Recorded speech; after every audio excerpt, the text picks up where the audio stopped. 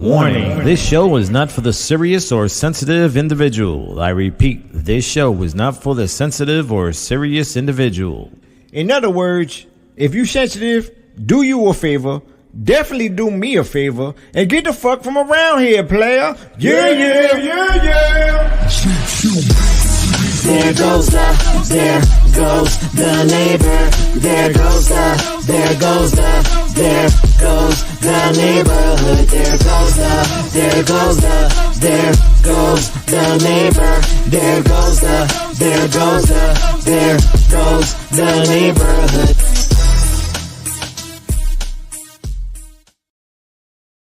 Yes, y'all. Welcome y'all to another episode of There Goes the Neighborhood. I am DomG. Before we go on, hit those subscribe buttons, tag a friend, tell a family member, get them in the room. This episode here is definitely somewhat of an important episode. I guess this is my good deed episode that I will call it. Away from the normal craziness that we usually are involved in during this show. But as you guys know, if you've seen the episodes on the past, I do like to try to touch on things that are very important. And one of those things are trauma. Trauma is something that we all deal with in one way or another. And I wanted to just kind of touch on, I guess, maybe my own experiences of all the crazy ass women I done dealt with in my life. No, I'm kidding. Ladies, you're all amazing. Kidding. But listen, let's be real. You know, when we get into relationships, especially when you start moving up there in ages, you tend to start meeting a lot more people with history of trauma. And I wanted to have a couple of people that, one who you guys already know. We got Miss Natalie Bryan. She's a best-selling author, a therapist, and as a disclaimer, okay, we are not here to give therapy to anyone. We're just talking on the topic. Okay. I just want to throw that out there. So I do have Miss Natalie Bryan with us, and also is a young lady by the name of Mireya Lopez. She does a podcast called the Mothering Anxiety Podcast. I happened to listen to a couple of her podcasts, and just seeing how she was able to kind of reel me in a little bit. And, you know, she speaking on things concerning herself and how she deals with trauma of her past and how she's able to move forward with it throughout her life and in current relationships and things of that nature. Just really, I was just really intrigued by her story and reached out, and she said yes to coming on the show. So at this time, allow me to introduce Natalie Bryan and Mireya Lopez. What's up, ladies? Hello. Welcome, y'all. Thank you guys for joining me this evening. Okay. Thank you so much for having me. Yeah. We're not gonna tell nobody about who was late tonight, but we're not gonna get into that. That's private. We're not gonna get into that, right? But what's up, Nat? What's going on with you tonight? Man. What's going on? Nothing, man. I was excited to have you guys on. So thank you. If you guys don't mind, I'll just one at a time. We'll start with you, Natalie.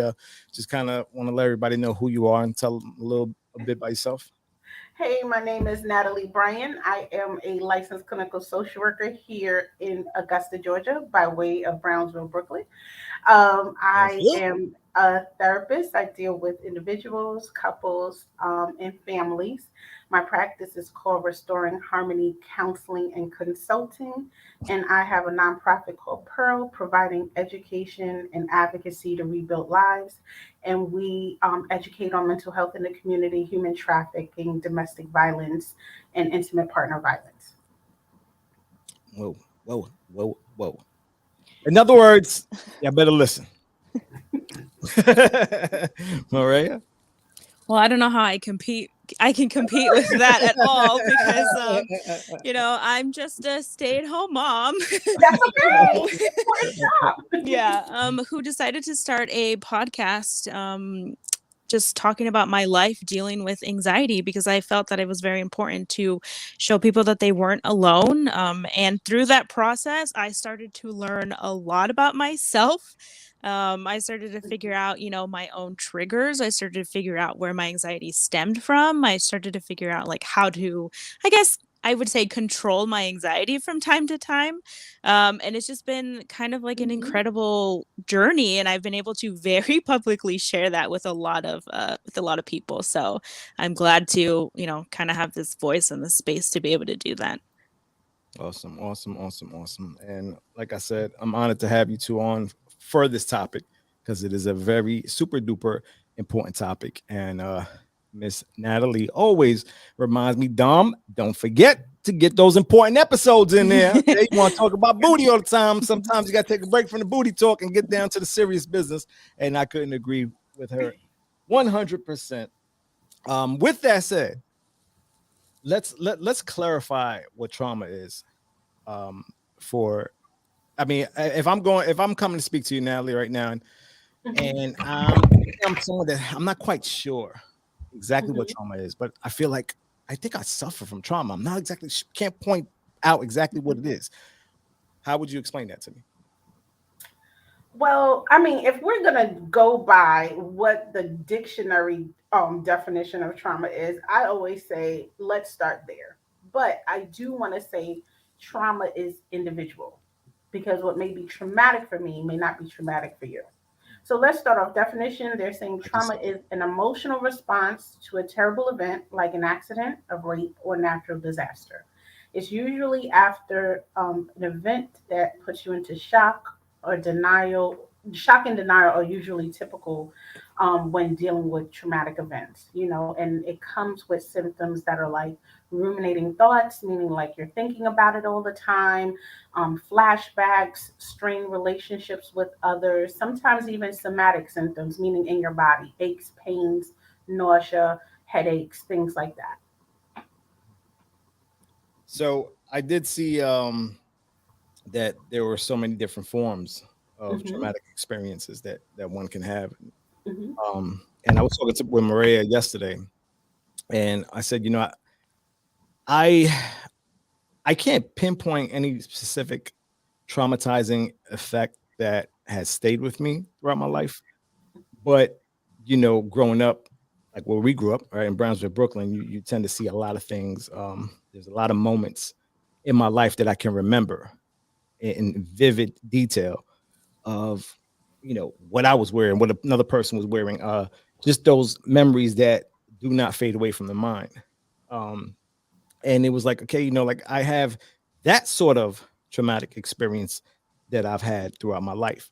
um so what is the difference between something like that I don't believe has affected me in a negative way, but would you still consider that a traumatic experience? Absolutely, because that it could be a secondary trauma. Usually people like doctors, nurses, things like that, clinicians, they can experience secondary trauma from listening to traumatic experiences of others in their vivid state, and have their own trauma response to that trauma. So while you may not identify as trauma, because remember we grew up in Brownsville, Brooklyn. Remember I told you that story about how moving from Brownsville, Brooklyn into Long Island, how that was really jarring for me, because Mhm. in Brooklyn you hear the sirens, you could hear gunshots, you hear fighting outside, and then I went to complete silence, and it was like, what is this? This is not normal. Yeah. But it was normal for Long Island. So when you're in Long Island, that is the environment. When you're in Brooklyn, for the most part, that kind of is the environment. And we don't recognize that we become desensitized through the experiences of trauma that we take in visually, being stimulated visually, or something we hear, or something we experience. So, yeah, we do experience trauma in other ways than just direct impact trauma. Maria, when what started you in with your podcast? Like, what was there a moment that you decided, what I wanted, like, do this, if it was for yourself or to help others, or when was that? What was that moment like? Well, I mean, I started blogging first, just kind of talking about, I first actually started talking about me dealing with um, prenatal depression when I was pregnant with my daughter, right? And that blog post kind of like blew up. Like there were so many people who were like, "Oh, I didn't know that like you could be depressed while you were pregnant." You know, most of the time you hear about postpartum depression. Mhm. And after that, my husband was the one who said, like, you should start a podcast. And I was like, who's going to listen to me? You know, like I have nothing to say or nothing to do or nothing to give. But I just kind of started talking about, you know, my life with anxiety because it was rough. And especially because I started like kind of like right in the middle of the pandemic. And I knew that a lot of us were just kind of going crazy and haywire, right? Like not Mhm. knowing what the future was going to hold. And that's, you know, where I started. And like I said, as I started doing it, that's when I started to realize like how much work I had to put in myself to like help fix myself, you know? So it just kind of became like a very public, you know, this is what happened to me and this is how I'm trying to fix it and this is how I hope other people can get better. Like let me be, you know, the person to show you like, hey, it is possible. So that's kind of how it all came to be. I just want to give a shout out to my guy, Mr. A from the set 6145. What's up, brother? I'm glad to see you doing well. Can't wait for you guys to get back on the ground, brother. Um, I was looking at the different reactions that trauma can include, from exhaustion, confusion, sadness, anxiety, agitation, numbness, disassociation, confusion, and there was one that kind of threw me off a little bit, and that was physical arousal. So Mhm. that was something I never really thought about, but I get it, and I I'm I don't want to, because I hate. I'm trying to think of a nice way to put this, um, because we have women that get into the sex industry. Mhm. A lot of them talk about that they've had experiences when they were young that kind of led them in that direction. So I'm assuming that this is what they mean by that. Natalie, I'll ask you Mhm. because you're the one here. But is that pretty much what they're meaning in a physical arousal? Yeah, I would say it alludes to that, but I mean that could be an onset in adulthood. It just depends on, like I said, it depends on your personal experience. Some people are into experiences that give them pain or is uncomfortable that stimulates them. But it could be a trauma response to something that may have happened in the past. But if you see a lot of children who have been molested or who have been raped or who have been touched in some form, there is some there's quite a bit of evidence of hypersexuality, which does kind of lead them into being easily groomed for the sexual molestation, groomed for things like human trafficking, and on and on and on. Miss Tammy Marie, what's up, Tammy? Great talk. Love this topic. Those suffering from traumas and learning how to heal and have real growth in their life. And yeah, uh, that's why we're talking about it, because a lot of people do need to hear this. Mhm. Um, and we all deal with certain things differently, right? I was talking with Mireya last night, and those of you that know me know I'm one to make light of any situation, any and every, and that's how I live. Those are my standards. Um, I try my best to just bring good energy to people. If they're down, they're sad, they're hurting, crying, I still want to make them laugh. I still want to bring out a little positive energy from a negative energy, and I think that's always possible. But obviously, everyone's different, and I guess that's why this particular subject is so rounded, because there's so many different points of view, so many different angles that you have to attack this, and there's ways to go about it. And this specifically, I really wanted to speak about the relationships. When you have dealt with trauma in your past, and now you're trying to get into a relationship and build with someone that's going to have to understand where you come from and what you're dealing with. And Mireya, I know you speak about that. We spoke about that last night, and you kind of explained it to me.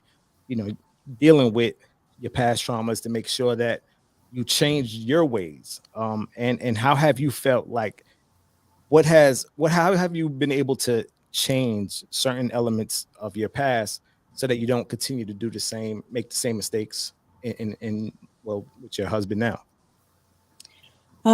Well, I'm big on talking about breaking generational trauma, right? Like what I saw happen with my grandparents passed on to my mom, and I'm very big on just making sure that I break those cycles, that I learn to heal, that I try and figure out what my own triggers are.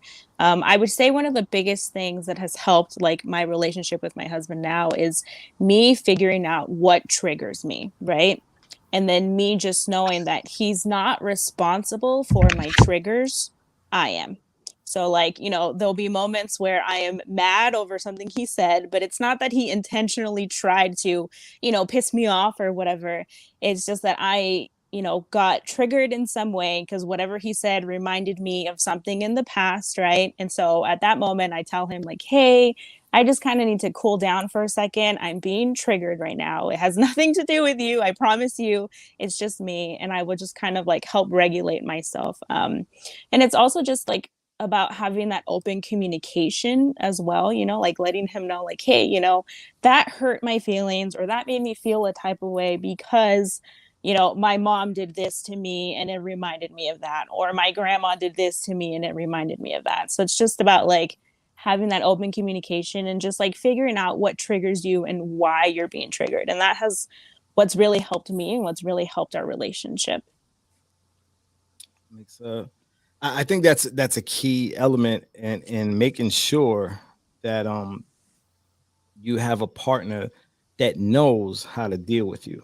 Um, I could say for myself, with women that I've had in my past that might have had issues. I wasn't always a very understanding individual when it came to certain things, because I would take my own personality and feel like that person should be able to have those same thoughts, those same feelings. Like why get so stressed? Why have to feel this way and that way? Like learn to let it go. And it was very insensitive of me, at the time because I didn't know any better. You're living and you're learning. My And husband and I, oh, sorry. No, I was just gonna say, like we've had to work on that because when we first started our relationship, he didn't understand like why I would get upset over certain things or why certain things cause me anxiety. And it took us a while to just kind of like figure out that middle ground where I'm just like, I don't need your advice right now, or I don't need you to fix something for me. I just need you to listen and to be here for me. So just open communication at the end of the day. and that was definitely a problem for me. That was tough for me because it's like, what do you mean you don't need my damn help, woman? Yeah. Yeah. I'm gonna help you. You're gonna like my goddamn help, and that would just make everything a lot more worse. Yeah. But and Natalie, what would you say? What was your advice on that? Well, my thing is, a lot of times people don't recognize that the body keeps score, and it is a book by Bessel van der Kolk, and it talks about trauma and how our body sometimes we may not consciously be aware of what's going on, but our body remembers, and that's why we have situations where we get triggered or we have moments, and I also wanted to say that that communication is key, definitely in recognizing that you have two different personalities. I know when I've spoken on the show before, I talked about attachment and how we were raised by our parents and how we were parented, and a lot of those things are generational. It's even beyond generational. It's epigenetic. It's in our genes, and if we are not careful, we do pass on things from one generation to another generation genetically predisposed to behaving in certain manners. But Dom, I didn't grow up in the house that you grew up in where things could have been like, oh, just it's just chill. Don't even worry about it. I may have grew up in a household where everything was tense. You know, what did love look like in your household? Some people's household, it looks like we're fighting all the time. That's love. So when I get into my relationship, if it's not popping off, I'm not feeling like love is in that relationship. When that's not what love is, but that's what was shown in that household. So they attribute love and relationship and longevity and healthy to that household. So when you now have to cohabitate with someone else, it is like oil and vinegar sometimes. It takes a while. A lot of times when I'm talking to my couples about coming together, especially if we're talking about marriage or whatever, I said, listen, marriage is like two pieces of metal trying to come together as one. And you know, when that blacksmith is in there banging on that metal and trying to smush them together, he is banging on it. That's life stuff. The experiences, he's banging, he's adding additives, he's squishing, he's bending, he's adding fire. All of those things are the things you come up against trying to kind of become this one strong piece of metal. And you have to understand that in relationships, those are the things that you come up against. It's not going to feel good. It's going to get hot sometimes. Sometimes you feel like you're bending and always compromising, but that is relationship because sometimes while our emotions are fleeting, we stay due to the commitment. So we have to figure out what our priorities is. What do we want in this relationship, and who do we want in this relationship, and can I walk this out with this person? And is the booty that good to stay? Tammy says 100% Mireya, learning the art of mindfulness and realizing you are the only person that are responsible for your actions and reactions. Absolutely. I think that I think we all kind of start to learn that as we mature. And we got Los, big Los. You're all grown, Dom. Thank you very much. I told you I grew up 6 months ago, and I'm a man now, man. Let me catch up over here real quick with a couple people. Big Jamie, what's up, my brother? You are serious, Dom, tonight. Hey, man, it's a serious topic. Shout out to everyone that's in the chat. I appreciate you guys. Thank you guys for tagging and getting everyone to watch. That's an episode that's truly important to my heart, and I'm sure a lot of others. So getting back to the trauma in relationships, I want to ask on how you help a partner with trauma. So if you're my partner, Mireya, and now I'm trying to, I have no idea. Like I said, this is the sensitive Dom from years ago that I'm trying to show you my way because I think this is the way you can get out of this. But obviously, I have no goddamn idea what the hell I'm talking about. So now I need you to make me understand what exactly it is that you need from me. How can I scale your distress? Like, what are some of the things? And obviously, like Natalie, you said, like what works for her might not work for you, right? Everyone's different. So, but just a couple of random things advice that you would give to a man that needs to try to understand his woman when she's in an emotional state. Well, what works for me, if I'm like in an emotional state, I know that I'm not going to be able to think clearly. And so that's only going to make the argument or whatever worse, right?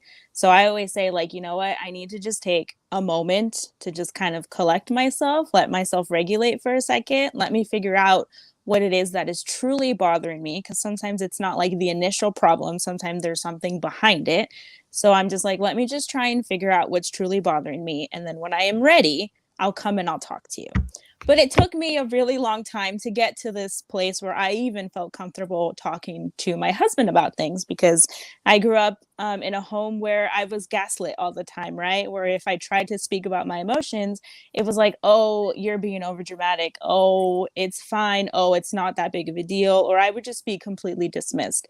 So I had to break that pattern within myself to be like, my husband does care.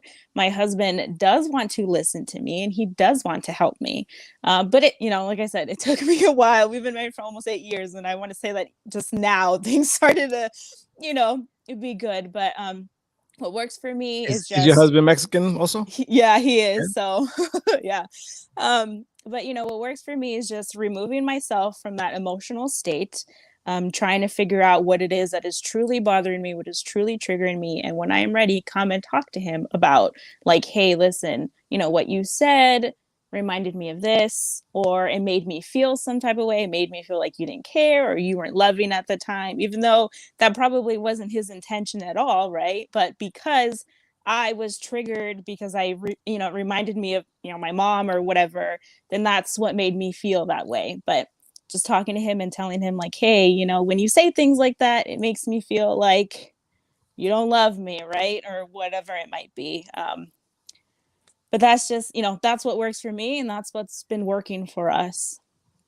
Natalie, you're the professional on this one. So I'm gonna ask you, Let me is know if I'm doing it right. No, you are doing it you're perfect. doing it. You're You're doing helping it me out. I perfect. can tell you that much. You're definitely helping me out. Listen, you're But doing but it this perfect. particular question I have, only Natalie can answer this one. Oh, no. So Oh, Natalie, uh-huh. let's say you're my girl in that Uh-huh. state of mind that you just is it ever a good time, like, for me to say, you know what, let me just grab the back of your hair and just say, you know what, let's make some crazy loving right now. Like, is that also a way to deal with any of those issues? Like legitimately, I'm Honestly, saying in a joking manner, but I mean it seriously, seriously. no, really, seriously, it depends on the marriage. You know what I'm saying? If because you have to remember that a lot of times male communicate intimacy through sex. And I don't think men recognize that we're women, we are emotional connectors, we are nurturers. We can connect, through, just someone being smart, intelligent. We have all these different, a lot of time for men, that connection comes from physical touch. And that's why it's usually their primary love language. So a lot of times when they're trying to convey feelings and emotions and things like that, physical touch is the go-to thing. So do people do it? Absolutely. Does it work? Temporarily. Eventually, you're still going to have to get to the crux of the problem. So it may work and ease the tension for a little while, but after everyone's come down from their orgasmic bliss or whatever, it's still going to be the same problem. It's just going to be now compounded as, did you just use sex to try and kind of quiet me down so I won't talk about my feelings and emotions? All right, so fellas, don't try to hush the woman by giving them love, okay? You're gonna just dig deeper. You're gonna dig Mhm. deeper for yourself. But what else? Again, I want to kind of touch on that a little more. Mhm. What other things that would you tell a I man? think what Mireya is doing is perfect. And like I said, everyone's marriage is different. And I want to preface this by saying, listen, as a woman who work with veterans, men have severe trauma too that wives have to deal with. I've worked with veterans for a long time, coming back from combat or overseas or whatever, and PTSD, anxiety, those things really have them bent up and has affected their whole household. You know what I'm saying? So I don't want it to be looked at as trauma is only a female thing. I want it to be looked at That's as true. trauma We can were gonna happen get to to that anybody. next. Yeah, definitely. Yeah, it seriously, it and guess what? It doesn't have to be military. It can be a car accident. It can be, honestly, it can be just being scared to death from something that happened and just was like, I just can't get past that moment. So just knowing that really it's about security, feeling safe enough to say, I can allow this person to hold these vulnerable parts of me, and they are going to be able to support me while holding these vulnerable parts and not look at me as broken, but looking at me as I'm still a whole individual. I still need love. I still need all those things, but there are some things that I need more support than others, because we all have stuff and we all have things that we bring to the table. And bringing those things to the table, our little bags, um, we still have to sort through all of that to have a healthy, happy whole relationship. And so a lot of times it really is having that communication, learning how your partner loves. You know what I'm saying? A lot of times what I think is love, as in what is perceived in society as love, that's completely different than what you have at home behind closed doors. You know, a lot of women are jaded by romance novels and Hallmark and all these other they think like all of those scenarios, not to say parts of it aren't real, they very much so are, but there are lots of parts of it that is just like it's made to look pretty. Sometimes to get to those pretty, those romantic, those awesome moments, it's a lot of fight, it's a lot of struggle, it's a lot of tears, and it's a lot of stress. Perfectly said. Perfectly said. Jumping in to what you touched on a little bit, because obviously, we've been kind of speaking on from a woman's point of view with trauma. Mhm. How in your experience, what has been some of the differences between men Mhm. and women when it comes to trauma in a relationship? Just from what I've experienced, men tend to shut down a lot more. There isn't a lot of verbalizing feelings. And a lot of times it's more of an act out behavior, infidelity. I need to buy me a fast car. I need to appear a certain way. I need to, it's always about the camouflage of not seeing the vulnerability for the most part that I have found with the clients that I have worked with. So for them it's a lot more difficult to say I feel broken or I feel um, not like a man because men were raised to not show and feel emotion even though they're human. And I think that that is a disservice that a lot of young men have gotten, to not show emotion, to not feel publicly because they're shamed to do so. And so now they, on top of dealing with the trauma, they have nowhere to put those feelings and emotions. So they act out or they make themselves sick or they lash out. And so all of those scenarios are bad. So, but those are the ones that I have seen primarily. My brother Sites want to know if you take Empire Health Insurance. I do. I do. um, I was having a discussion with a couple guys the other day about vulnerability with men, and you know, they a couple of guys were very strong with their point of you should never cry in front of a woman, and I I don't know if I agree or disagree with that honestly. Mhm. Um, because there were good points when they said a woman will never look at a man that cries in front of her the same. Um, and I said, I think personally, it depends on who you have been throughout your life, or who she knows you to be. Let's put it that way. Mhm. Mhm. I think for me, I could be vulnerable. I have no problem crying if I'm feeling hurt, someone that's passed away, whatever. I have no problem with a man showing that side. I think that you should, but but I understand the ones that feel like I can't allow that side to show because they're gonna look at me in a different light, like I'm not a man anymore. But I don't know. I mean, what do you ladies feel about that, Maria? It's funny because my husband and I were just talking about this the other day where he was like, "You've seen me cry more than I've seen you cry." And that's because, I'm still working on not hiding away my feelings, right? That's something that is going to be a work in progress for a while. But my husband, ever since I've known him, has always been like an emotional person, and not necessarily like in a bad way, right? Um, and yes, he has cried many times in front of me, and I wouldn't say that I see him as like less of a man at all. If anything, I see him as a person who is in tune with his emotions, who is not afraid to show like vulnerability, especially to me, right? Because again, I grew up where I had a super emotionally neglectful mother. So being able to see like a loving partner that way, where it's like, oh, he does cry and like, oh, this is normal. This is like a normal like reaction of people. And I feel that, it brings us closer that way because I feel that we can connect on that emotional level. I hear you. I hear that. I agree with that, man. I definitely totally agree. I think again, depending on the kind of woman you are, right? You might be that type of woman that really don't want to be with a man that shows that kind of sensitivity, or maybe it is a turn off for you. Maybe that's just it. I guess a lot of it will have to do with who you are as a person, because if it fits for you, then it fits for you. Right? Everyone has a different type. But I I think think be I careful think what you ask for. I think it's also their emotional intelligence, because her husband seems to be someone who seems to be very in tune with his emotions, and he's not ashamed to share them with the person he's supposed to share them with.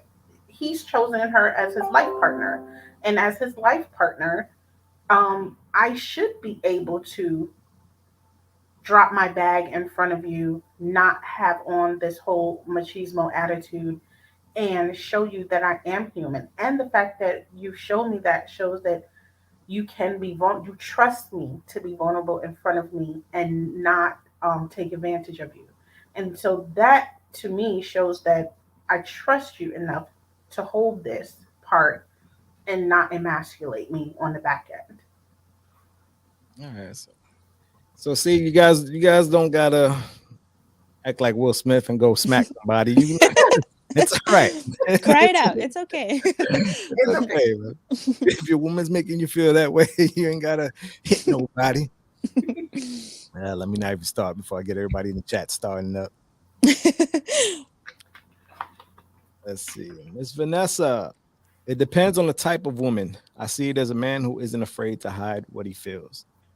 And then I guess, that's pretty much what it comes down to. It's the type of person you are as a woman and man, um, and how you allow yourself to feel that type of happiness. Now, uh, when it comes to in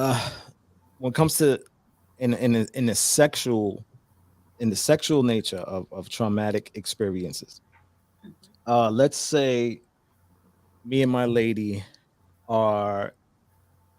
I've had a situation one time that I did have a woman kind of break down a little bit, and it was it's a little in depth detail, but I'm not going to go all the way in on it. But she was reminded of a past experience that she had that kind of was overwhelming her, and it was like I didn't understand it in the beginning, and she kind of explained to me later on, because I was wondering, am I dealing with a crazy nut job over here? Like, what is this? What's going on here, right?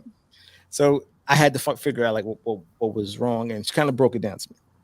So looking into it now, I saw things that there's triggers for activities that might have happened in the past, and it could be from a sexual experience, like you said, it could be a car accident, it could be all types of different things where there's the slightest trigger that can just rush that adrenaline of that reminding you of that experience.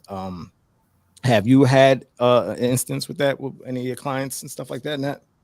Yeah, I mean, a lot of the PTSD. I think I told you one time I had a friend, a guy I was dating was active duty, some type of special ops thing. And sometimes when his soldiers came to the city, they would come by us and spend the evening or whatever, and we would just hang out and have a good time. He liked to show them a really good time, and really show them that they were appreciated while they were stateside, because they were about to go back over to Iraq or whatever the case may be. And I remember one of his friends, really cool dude. We were talking, we were laughing, we were having a good time. I live in Amityville Harbor by the water at the time, and in Long Island, when the sea level drops, the sound goes off, like that foghorn sound goes off. And literally, as we were talking, he froze, and he was like, "Natalie, I need you to keep talking to me, because while I know that I'm at your house in Long Island, all I see is desert in front of me." And he literally had to ground himself and talk his way out of it backwards from being in the desert in Iraq. And that is how, I mean, it doesn't have to be like a huge big, it could be something as simple as an egg timer. That may be the trigger. It just depends on that person's trauma. Mm-mm. It's Josephine. That's a lie. We don't look at men like that. When you open up, it allows us to feel that we both have a safe place to have an intimate with our emotions, to be intimate with our emotions. Um, all right. I mean, again, I guess for some it might be that way. For some, I do sometimes feel maybe that's like the proper way to go about it. And I The think proper answer. yeah, and I do believe there's a lot of women that give that answer but don't truly mean it. Not saying that you're one of them, just saying I think a lot of women give that answer but would feel a type of way seeing their man boohooing to them. Bernardo, I cry like a bitch every time my ex-wife will go shopping with my money. Oh man. Mm. Ms. Marisol, there's nothing wrong with the man showing emotion. I think that as long as it isn't being taken as a weakness by the woman and vice versa. Very, very true. And again, that's understanding your partner, knowing who you're with. If you see or sense any signs like that your weaknesses are being taken advantage of by a partner, then I mean, you don't need anyone else. Yeah. Walk, don't run. I mean, Yeah. run, don't walk. Don't Yeah, walk. Just run. Just don't. But exactly. you know what? I know what you're saying about you feel like a lot of times it's the politically correct answer. But like I said to you, it also depends on that person's emotional intelligence. It also depends, like I said before, what did they grow up seeing? If they grew up hearing a woman say to a man, "Don't you be out here crying like a little da da da da da," and da da da, you know what I'm saying? Then of course, they're gonna be like, "Oh, I'm not gonna do that," and they're gonna be like really guarded about those feelings and emotions. And they may think that all women are feel the same way that their mother does, but it really is the emotional intelligence of a person. Learning about themselves, learning about others' feelings and emotions. Because Dom, you said there have been times that I come on and they're like, "Man, I learned something new. Okay, I know better." Mhm. We're not the same people we were 10 years ago, 5 years ago, 1 year ago, 6 months ago. You learn something every day, and if you know better, you do better. That's very true. Darren Davila. The art of my love making heals the trauma. I'm just saying. Hey, I hear you. See, my man Darren was watching the show last week, and he's getting his Picasso on. I understand. Picasso on. Tony Cato. That's why both parties have these walls up because they're afraid of being judged by others on so many levels. I couldn't say any better. I think that is super key. Being able to be with someone who is not going to judge you is is huge in a relationship. I think a lot of us make those mistakes in relationships, and you have to learn how to change that. I know I've made that mistake numerous times, where I would take something that maybe a partner told me and kind of throw it back in their face, or just be very insensitive to something that they might have told me about their history or past or whatever. And these are the things that you got to understand. Once you kind of disrupt that and you show your partner that you don't truly have their back, nah, the walls are going to cave in quick. I mean, you have to learn how to accept the partner for who they are, the good, the bad, and you work through it all without judging. And that is, to me, that's probably the most important part of anything, is not judging. So, good point there, team. Let me see what we got here. Santos Serrano. Now, for nothing in today's relationship, one thing about being a private person is people's perception of you. They have this whole made up idea of who you are based on brief encounters and your online presence. But what really surprises me is the way people can make these assumptions in their head and really believe the lies they told themselves. Humans are very interesting indeed. Perception is only reality for the people that's looking from the outside in. In other words, it's did I miss something? But that was a great point. I mean, Mhm. that's true. People's perception is what they believe it to be. It's not your reality. It's their reality.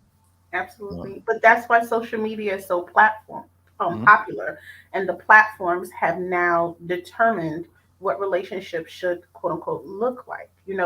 are you Instagrammable with me? I was actually just talking about this with my teens tonight. You know, relationships aren't based on, is this a good person? Is she going to fit, or is he going to fit and play the role? Is he going, like the city girl say, flew me out? You know, what are the things, what relationships should be based on no longer stand? You know what I'm saying? People are getting ghosted, people are, you know, having sex with random people every, you know, there is no basis, because really relationships that are standing the test of time are based on time, getting to know your partner in all seasons and seeing their character in every single scenario. But today we don't have time for that. You know, I was talking to my teens and I said, hey, you know, I saw an Instagram girl. I'm like, oh, her things are always flawless, everything. And she showed it behind the scenes. It took her like 20 hours to get like 4 minutes of whatever. And she posted the 4 minutes, and everyone's like, oh, her life is perfect. But it took her 20 hours and a million takes. And that's a whole day Uh-huh. for 4 minutes. For 4 minutes. And I'm like, imagine when you add people into that dynamic, a partner, children, all this other stuff. And it's just for people to perceive who you are as a person. There is no character. And then when we meet these people, we're thinking these expectations. I always say expectations is a bad word in relationships, but these expectations we set up in our mind, we always have, you know, a really big fall when they don't live up to those things. 100%, 100%. You know, it's kind of like what I've spoken in the past about with the online dating, for example. You know, like you get to, you see pictures, you speak with people, you just paint this picture of them, and then you know you Mhm. meet them, and it's like, okay, maybe I should have looked at those 20 pictures that you had with filters, and you had the extra double XL lips put on the filter and all that other stuff, because this ain't who I'm looking at right now. But that's what happens, right? Marisol, nothing to do with the show, but Darren wants you to know he has the magic stick.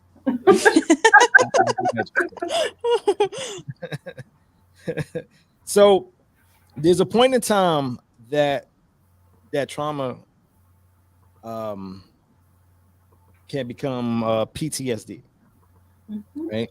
Um, is there like at what level, like is there like a line that is Individual, crossed that individual, yes. individual.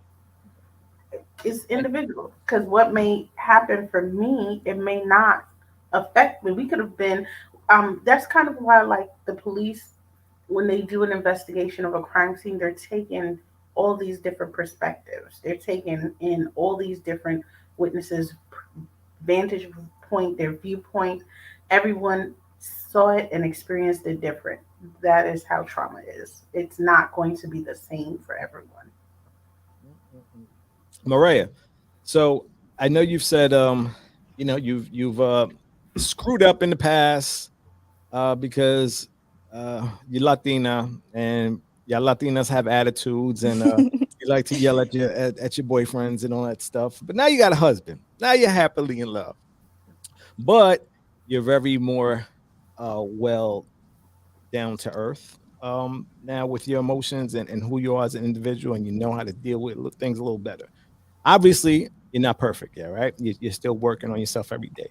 So, what are some of the things you would tell another woman that might be dealing with the same type of issues, and what would you tell them as far as being easy with their husbands or boyfriends? Oh, I'm not talking to you. We're being This recorded at is- all times. um, oh, you know, honestly, what has helped me is just like a total mind shift. Like, just knowing that, like, I'm the only one responsible for myself, and I'm the only one responsible for my reactions and my actions. Knowing that, you know, the only person who's going to fix me is me. No one else is going to be able to do that for me.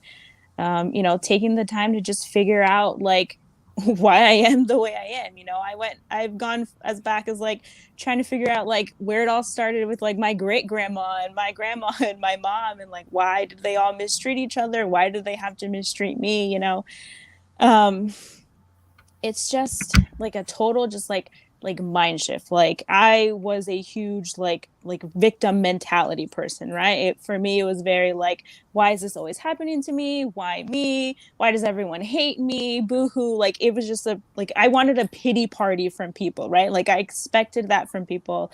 I thought that I deserved people's attention because, you know, I didn't have that as a child or whatever. But that like That's a great point. that can't happen, right? Like that people don't owe you absolutely anything. No matter how bad your childhood was or your relationships or anything, nobody owes you anything. The only one who's going to make yourself better is you. So you've got you, and that's all you need.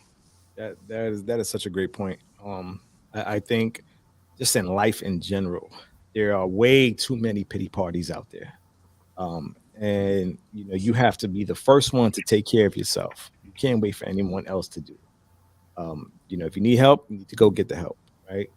You need a bottle of water, go get the bottle of water. You need money, go get a job. You know, if you have alcohol problems, you have drug problems, get the help. There's just too many damn pity parties going on, and I think that's probably one of the first steps you need to be able to understand and say, you know what, I'm responsible for me. No one else is responsible for me but me, and that's the only way anything can start to change is when you're able to realize that.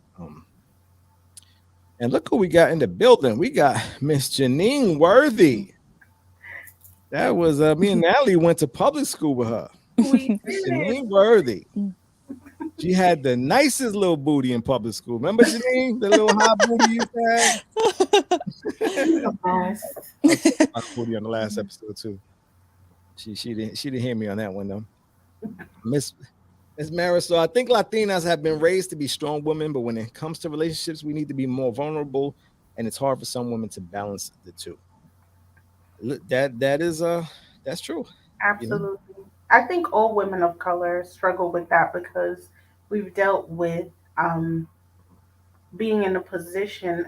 I know people don't do a lot of correlation work, but when you look at the time, we come from the generation of the crack epidemic and how it impacted communities and how it impacted families. And, you know, women, honestly, at that time, they weren't looked at as a threat. It was easier for them to get into the workforce than men were. And at that time, women really started to take a more progressive lead in the work society. And once that started happening and roles started reversing, not necessarily because women wanted those roles, but it had to be at that time so that people could live, the roles kind of reversed. And I think women have learned how to adapt, not necessarily because they have wanted to have to learn how to adapt, but it's kind of like by any means necessary. We have to take care of the family. We have to eat. We have to survive, and we'll do what we have to do to support that household. I mean, I grew up in Brownsville, Brooklyn. I had a single parent. She had four daughters. We were all stair step children, latchkey kids, you know, cooking for ourselves. You're doing what you have to do to survive each day. You know, I don't know if necessarily women wanted to stay in those particular roles. I'm sure even today, women, even in powerful positions, want partners, but they want partners they feel like they can trust and allow to those vulnerabilities to be with, to trust them to lead and take this burden and kind of, here, you can have it. I just want to know that you can handle it when I give it to you. Because sometimes that doesn't correlate. It doesn't work out. I agree. Maria, you can say on that? I mean, she said it. She said it well. Like that. I don't know if I can add any more to that. Yeah. I agree. I mean, it's we come from a time now that, you know, you're seeing a lot more women become independent.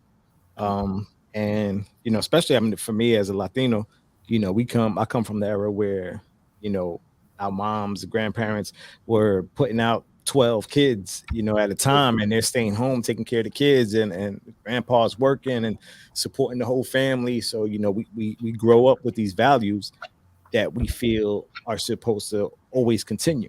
So, you know, when we get that kind of change in our life, it's like, hold on. Woman, don't be throwing that damn money on the table. Put that money away. Like, that's not your job. Throw some damn food on that damn table. So these are changes that we have to come kind of understand and be okay with. I mean, because at the end of the day, like you just said before now, right? Like we're Mhm. changing constantly. I always say every 5 years I'm a different man. So man, you knew from 5 years ago, I'm not that same man, right? And hopefully it should be for the better. Yes. But learning how to adapt and change for the better is what's important. Say it louder for the people in the back, Natalie. Oh, Janine, I'm not gonna say anything else. I'm gonna let it rest there. I'm gonna let it rest there because we're having an adult show today. Okay, this is adult conversation here, so we're gonna allow that one to be. Tony says that's what I'm looking for: someone to put my whole energy into and learn each other to try to continue to grow and honor each other. Man, if that's not what it is, you should be looking for. I don't know what is. Right? yeah. I think we, myself included. I come from a space that uh, I've admitted to being selfish in my past. And I'll be the first to also say that I never even realized I was being selfish when I was. I thought I was doing the right things, but not understanding I was truly being selfish. And how can I give someone all my energy when I'm being selfish? Hmm. So these are things that you gotta be honest about, be real about yourself, and be able to admit to. And going back to against the trauma, it's the same thing. You have to be able to know what is triggering you. What are the things that you need help with in order to not bring that into your relationship? To be able to, I mean, well, I guess you're gonna bring it into your relationship, right? I mean, you can't deny that. But how do you deal with it? Getting into a new relationship. I'll start with you, Nat. Hmm. You know, I want to get into a new relationship myself, right? I'm looking for love. I'm looking for someone I could spend the rest of my life with, just my best friend. But I have experiences that she needs to know about. How Hmm. do you even begin to tell a partner about issues that you might have? And this is gonna again, we got to do it. There goes the neighborhood style. So please excuse me, but let's just say, what if I'm a man that loves to give anal to my woman, and the new woman that I'm dating has had some bad experiences with anal, and it's just like a no go for her. She can't. It triggers her. This triggers it, right? What kind of conversation do you have when it goes that deep? No You pun have intended. to have an open. You have to have an open, honest conversation, or the relationship is not going to go anywhere. You know what But I'm when? saying? But It when do does. you have that? I listen. I always tell people with mental health, with anything that is a serious topic of conversation, I don't think you have that conversation right away. I think you have to see the type of person that you're dealing with. You don't allow people to have vulnerable bits and pieces of you and random information of you, and you haven't vetted them at least as being someone kind of trustworthy to say, okay, I can share this because we've retched this part of our dynamic of relationship. But a first date, a second date, no. If you're still kind of getting to know each other, I would say no. But if you're transitioning into exclusivity, I would say, okay, we've been around each other enough that we're thinking about coming together in a more serious manner. We should probably talk about more serious topics. But just because you're dating, you don't need to be like, oh, I should tell you that I'm into, because that's gonna put her off putting. She never got to even know you. She never even got to know, like, okay, there are aspects of Dom that are awesome. And while this part may be challenging, it may not be something that we can't navigate, but not right at the front gate. No. Okay. I mean, I know I've spoken on this in the past that I'm big about being upfront with Hmm. like, I mean, yeah, maybe not the first date, obviously, but a couple of dates in, especially if things are going good, I personally want to know the the harsh realities of your life, um, because these are things that I need to know. That Because may be asking too much. yeah, Yeah, and I can understand that, Maria. No, I was just gonna say, like, to some people, it could take them a while to open up and feel comfortable. Like for me, first few dates, I'm not gonna spill all my traumas to you because you're gonna run away, like 100%. It's gonna And take you a that's what I'm while, saying. and like, Save me a date. and I'm only gonna tell you like a little bit A at a little. time, like whatever I feel comfortable and I feel that you can handle, right? So I think Mhm. it's different for everyone. Yeah. And that's most victims of trauma. Even with kids, have you ever noticed that when kids get into trouble or they feel like they have to tell you something, they start off with, mom, dad, my friend, or, I think I heard they want to give you the scenario that may be similar to it to see your response. And it's your response that allows them to either move forward or retract what it is that they're going to say. Amy said, if a girl lets you give her anal on a first date, she is not the one. I would have to second that, man. I agree. Let that be the tip of the day for you guys, all right? Vanessa, absolutely. There are levels in a relationship to have certain conversations. Yes. I guess that's well said. Again, for me personally, I am the type I need to know, because this is the thing. I think everyone's different, obviously, but some people tend to start getting attached quickly. Mhm. And for me, it's like before that happens, like the one thing I hate, and it's not that I hate it about myself. It just happened to be that way. That I hate hurting a woman. I hate, if I go out on a few dates with a woman and I can tell she's into me, and it's not reciprocated. I can't. I never. That wasn't a strong part of me. Like for me, like the asshole me would just, the easiest way for me to deal with that was just disappear, right? Instead of actually confronting the woman and telling her, listen, I'm not interested, whatever. I was just never good at that, right? Now that I've got a little older, I'm better at it. Now I'm kind of straightforward with it. I'm just, listen, if it's not for me, it's not for me. Mhm. Um, but I had to learn how to be that way, because that was just a difficult thing for me to do. So with that said, it's like for me, I wanna know a little more than usual, I guess, than the average person would about you, because again, I want to be able to make that decision earlier than later.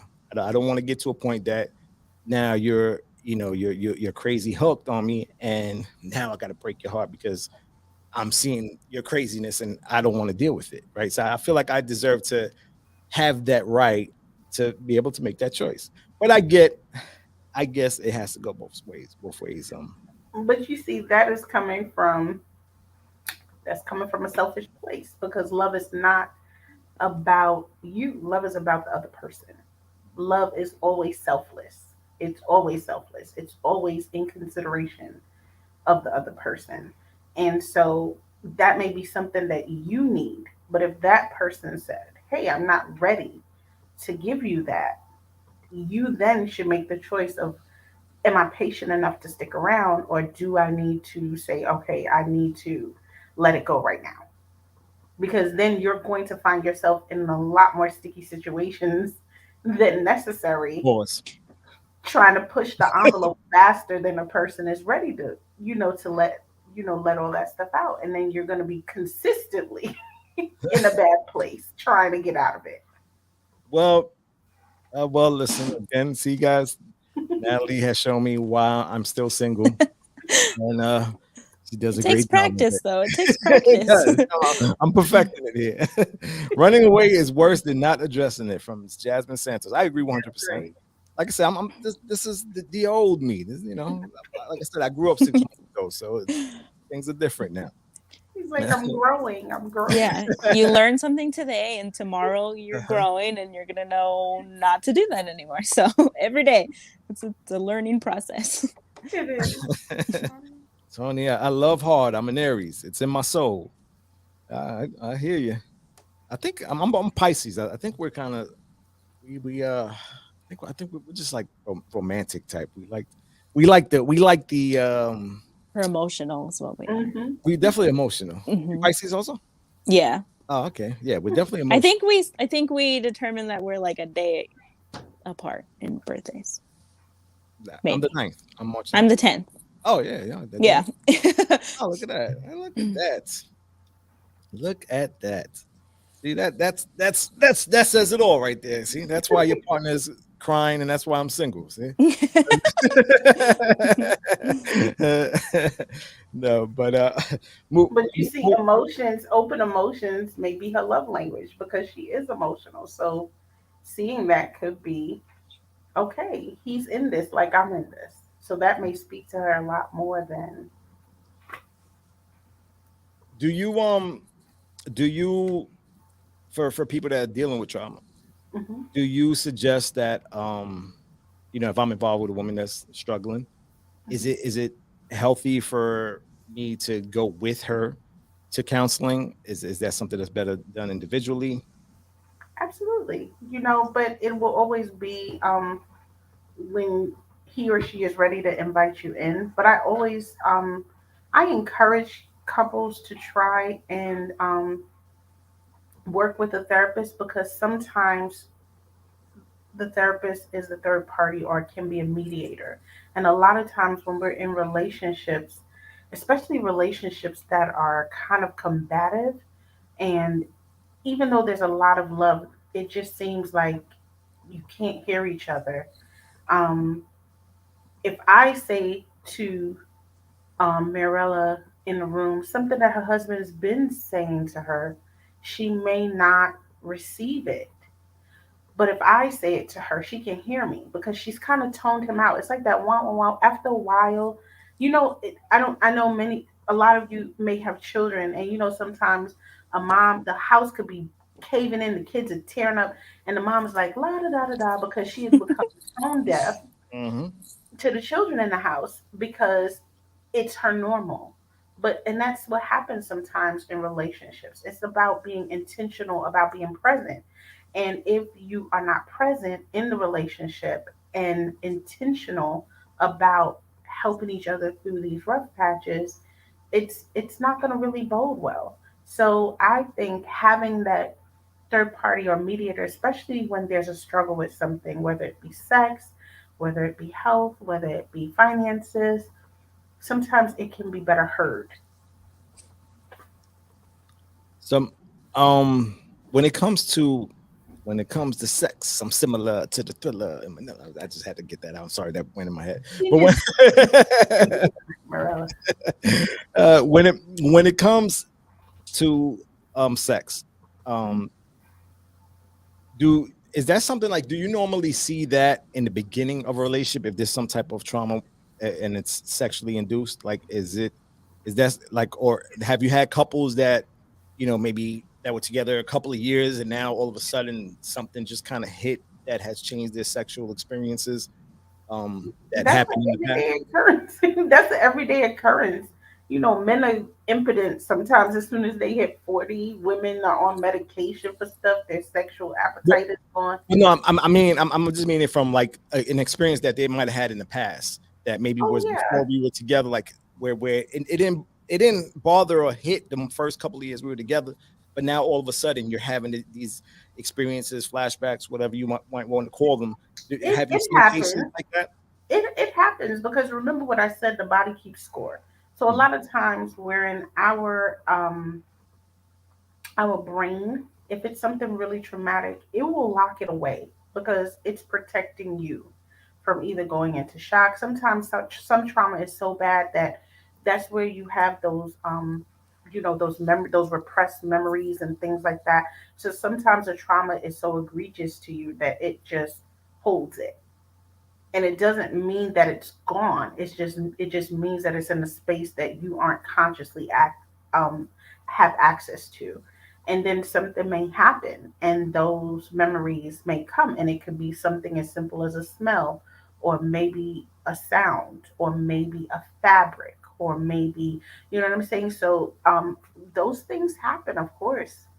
Okay, that's something because I had a friend of mine, a couple, and they were kind of in a situation like that where it was like year and a half and everything was fine sexually, everything was great, and then all of a sudden she started to have issues having sexual intercourse with him because she was just having like previous thoughts from some things that happened in the past, and it was kind of turning her off. And he just couldn't quite understand it. He was like, he asked me about it. I really never heard of that before. Where Yeah, it's PTSD.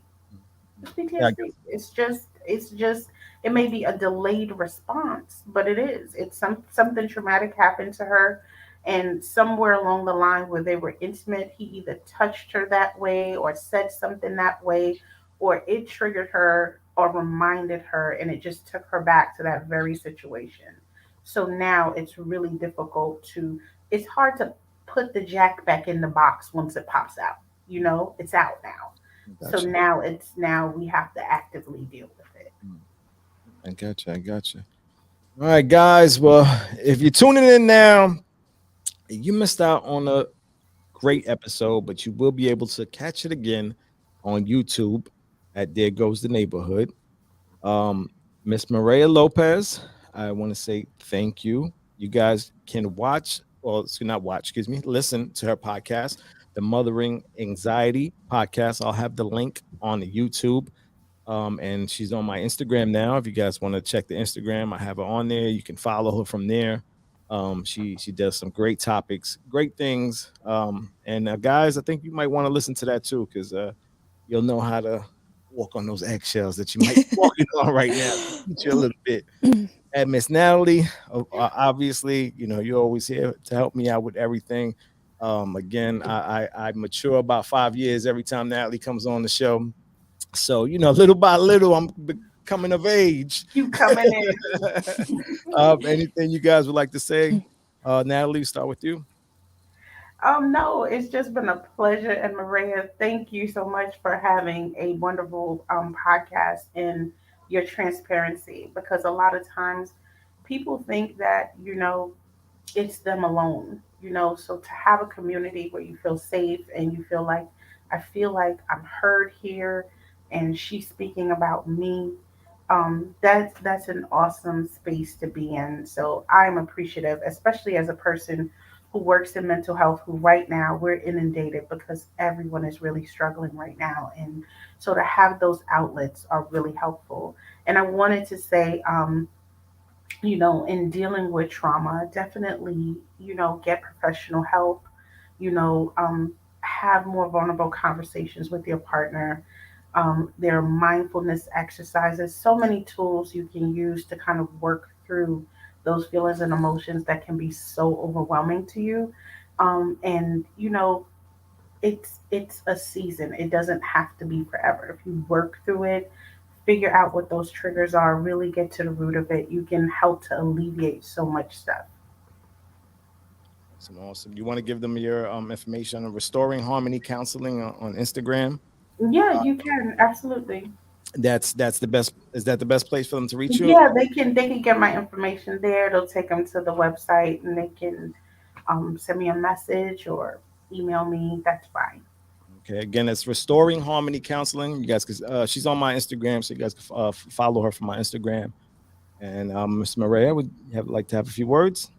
Well, thank you, Natalie, for saying that. I definitely learned a lot from this conversation, just like having you on here. And I truly appreciate you, reaching out. Like I told you yesterday, I just love connecting with people and being able to share my story in any shape or form that might help someone out there. So thank you, both of you, for letting me be a part of this conversation. Thank you. Thank you so much. And guys, everyone that's been in the chat, I definitely want to say thank you to everyone in here. You guys keep it entertaining. And again, let's continue to push this forward. Let's continue to bring people in. I can't promise that, every episode is going to be so even kill, but listen, we're going to mix it up. We're going to have fun, but we're going to also give you guys the things that you need in life in general, because life is all about living, loving, laughing, and just continue to live that way every day. And with that said, I am going to say goodbye, y'all. Till next time, there goes the neighborhood. Peace. There goes the neighbor. there goes the neighborhood.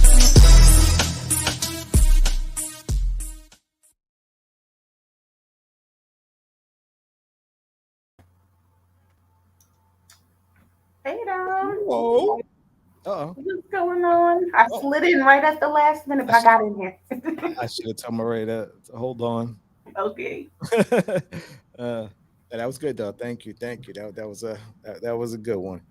Thank you. Gave some entertainment and some real great knowledge. Said shit for me to learn as well. You're funny. You know this thing says you're still live. Oh shit.